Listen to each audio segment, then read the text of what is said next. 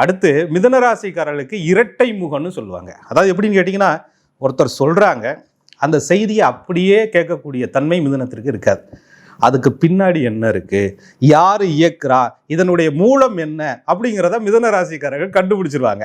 அப்போ சொல்லக்கூடிய பொய்யாக இருந்தாலும் சொல்லக்கூடிய தகவலாக இருந்தாலும் இவங்க அதை புரிஞ்சுக்கக்கூடிய விதம் என்பது எதிரி எப்படி உருவாங்கன்னா, இவங்க ரெட்ட முகம் கொண்டவங்க, என்கிட்ட ஒரு மாதிரி பேசுனாங்க, அங்கே போய் ஒரு மாதிரி பேசிக்கிட்டு இருக்காங்க அப்படின்னு சொல்லி இவங்கள் உண்மையை கிரகிச்சுட்டாங்க. அப்படிங்கிறது எதிரிக்கு கிரகிக்க முடியாமல் அன்னையிலிருந்து கண்ணுக்கு தெரிந்த எதிரிகள் மிதுனராசிக்காரர்களுக்கு உருவாவாங்க.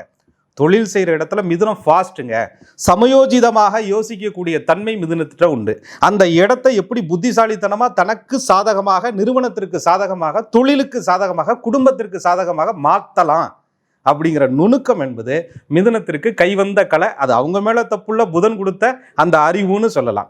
அப்படிப்பட்ட மிதுனத்தில் தான் திருவாதிரை நட்சத்திரம் 4 பாதங்களும் இருக்கிறனால இன்னைக்கு உலகத்தில் நவீனத்தில் எப்படி வாழணுமோ, எப்படி தன்னை அப்டேட் பண்ணிக்கணுமோ அத்தனை யுத்திகளையும் தெரிந்தவர்களாக, கற்றுக்கொள்ள ஆர்வம் உள்ளவர்களாக மிதுனராசிக்காரவங்க இருப்பாங்க.